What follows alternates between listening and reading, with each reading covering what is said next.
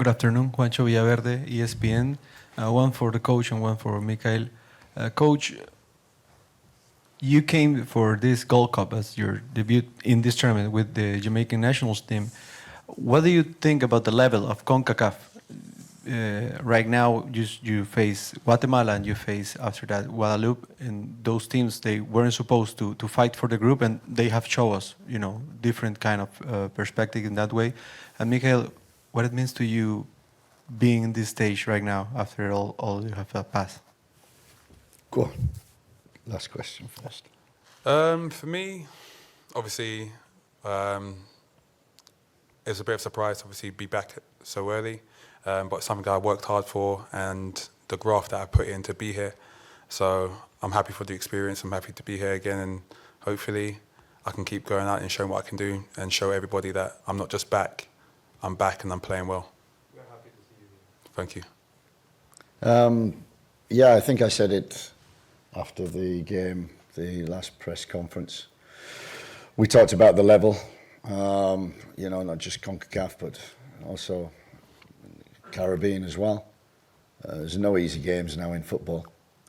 The level, I think, of player, technically, tactically, is a lot better. And I'm very, very surprised. Very surprised. So that obviously is the level of coaching. And, I know Thomas also from Panama. I know the level that he coaches at. So he's worked Panama 5 years. And you can see why they've made progress. So I think, it's like everything. You improve the coaching. You get better coaches. You get better players. And I think that's what the region has done. In Europe, we did exactly the same. No easy games in Europe now, because the level of player, the experience, the leagues that they can play in, the competition, but definitely the coaching has improved the player. And every team now around the world, I think I worked with FIFA 3-4 years ago on an analysis of every country in the world, how they develop their players. Fascinating project. And from that has come extra funding from FIFA, extra coaches going into countries. And what FIFA wanted to do was the level was there and the bottom was there. They want not to increase that, but to bring the bottom up, and especially the top 50 with top 100. And I think you're seeing that now. Everybody's very, very competitive in football around the world.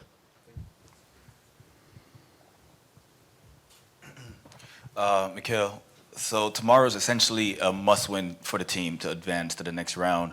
What is the message you, as one of the senior guys or the veterans, is pushing for the team tomorrow to achieve that goal?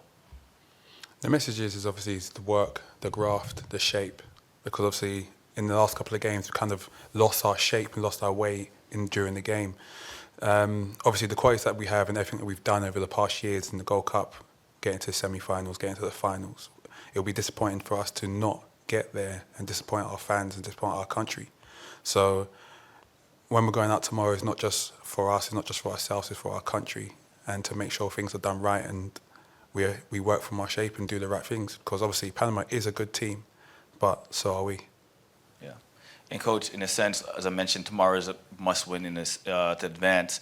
Is there anything you're doing with the lineup? Is this the lineup that you think that would be the A lineup going forward, or you're still working on that? Is this something that you feel like you're just going to go at your best tomorrow and hope for the best? No, I think, we assessed after the Nations League.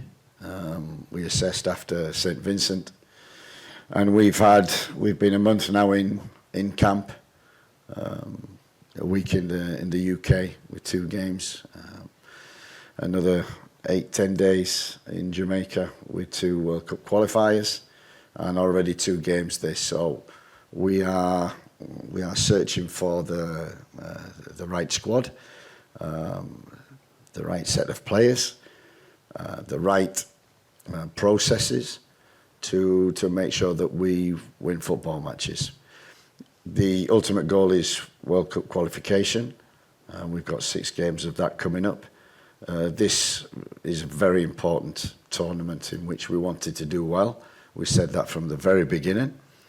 And we come to a stage, I've been in tournaments before, it always comes to a stage where the third game is always, you must draw to go through, or you must win to go through, or you have to score so many goals to go through, and you have to relax. So we will wait and see. The main thing we're focusing on is beating Panama tomorrow. That's it. Hello, everyone. My name is Maria Isabel. I'm part of the creators for Gold Cup. And my question is, what has been the best part of this tournament so far? I think for me, actually taking part, I think the organisation has been very good, been well looked after, the travel, the training facilities, everybody in the hotel has been. So the organisation of the Gold Cup has been excellent for us. I've enjoyed the experience because I've not done a Gold Cup. I think Michail may have done, so it's great experience for me. But the biggest thing that I like is I like games. I like the squad together because we're building towards 6 massive games coming up.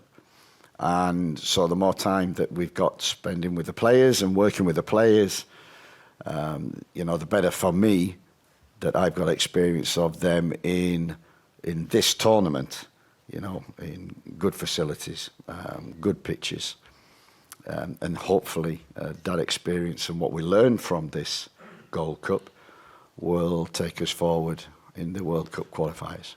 This is definitely the best organisation since I've been here. Yeah. Since every time I've been in the Gold Cup, the facilities ain't been the best, hotels haven't been the best, but this year I feel like they've really stepped it up with everything they've done. We've got proper pitches, we've got proper hotels, so this year I'm really impressed with how everything's been run. We do have a couple of questions virtually. Let's start with Jason. Go ahead, Jason. Good afternoon. Good afternoon, Coach and Michail. Jason Hall, Jason Guna TV. Coach, I've made an observation of you coaching the team, and there have been times in the match when you decide to go and watch the game in the stands. My question to you about that is, how is your communication with the rest of your technical staff when you're up there? And just speak to some of the advantages that you see for going up there. And Michail, for you, first and foremost, I just want to say congrats for making it back onto the pitch. I've been following your rehab and everything. It's amazing what you've been able to do. I just want to ask you mentally, how important was it for you to get out there in that first game and make a couple sprints, change direction, get challenged? And how has your body really responded to those things?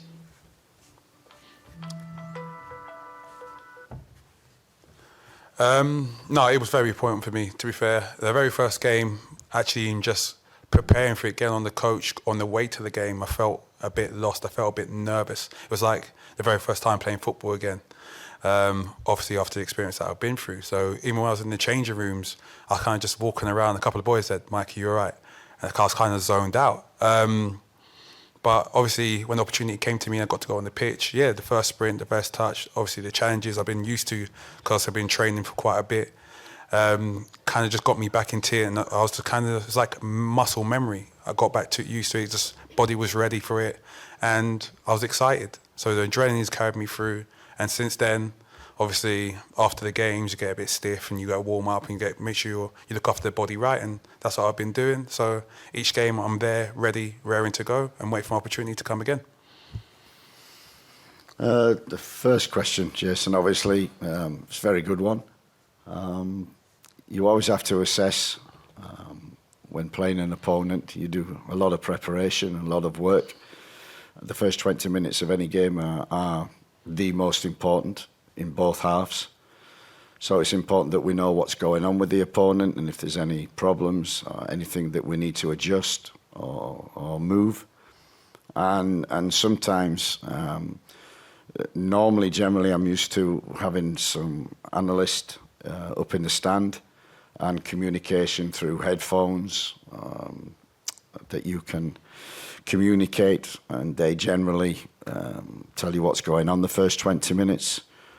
We were very fortunate in the UK because we had tablets on the bench And I see the USA with about 3 or 4 tablets on the bench, so I'm a little jealous. But I see tablets, and we used to use them on the bench, where you can actually see the game in real time at an angle from above and see what's happening tactically.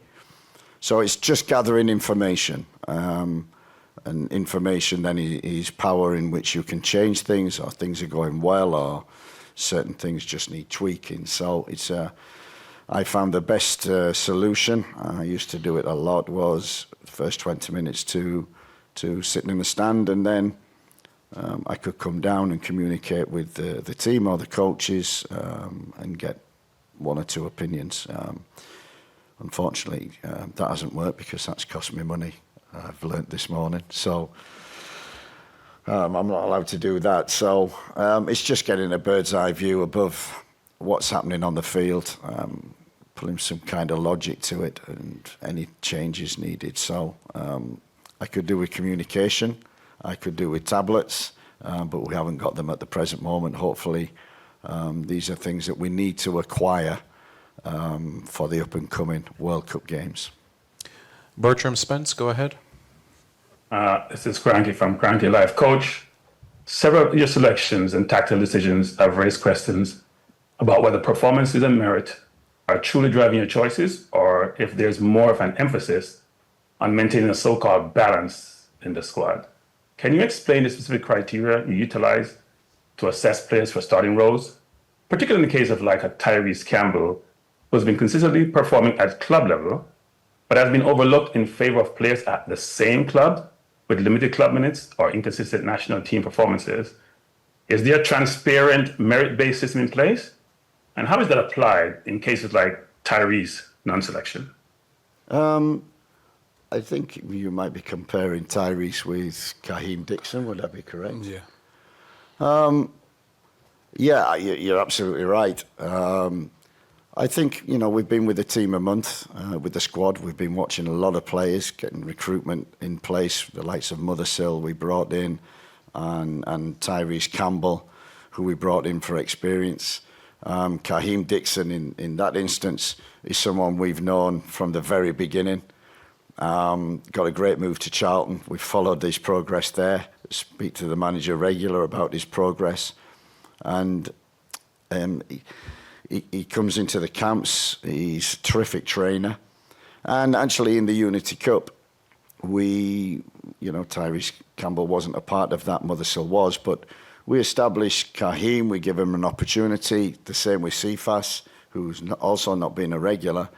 And in the Unity Cup, they were absolutely excellent. The performances of Kaheem and Cephas were outstanding. And we want to do well in this competition. We have Damari Gray also, who can play on the left and plays on the left-hand side. And we've come to the Gold Cup wanting to win football matches, not to experiment and not to, Tyrese has come along as a newcomer. I think he got his citizenship a week before the World Cup qualifiers. And we've had an opportunity to see him in training. Unfortunately, because of the first result, we haven't had an opportunity. It's put a bit of pressure on winning football matches to progress. But what we're seeing in training is really delighting us. With all the young players, Michail will testify to that. The young players that we've brought in are really giving the senior players and the regular players real competition for places. And you're absolutely right, and it's a great question. And what we will do after this Gold Cup is we will really sit down and study and go, okay, what are the 15 or 16 players who are going to take us forward to the World Cup qualifiers? And what about the 6 or 7 who need to make up the squad? That will give that great balance to the squad that we haven't got too much. So players are really disappointed in not being on the bench.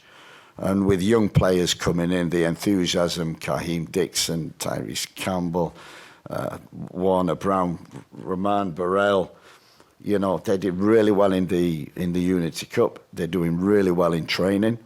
And for the 3 camps that we've had, Unity Cup, World Cup qualifiers and the Gold Cup, we've had players coming and going and we've changed every time. This is an important tournament. We want to win tomorrow.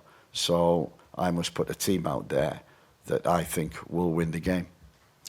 We'd like to thank Coach McClaren and player Michail Antonio for their time. Remember that you can find the complete conferences on the CONCACAF Media Hub platform. Thank you. Thank you very much.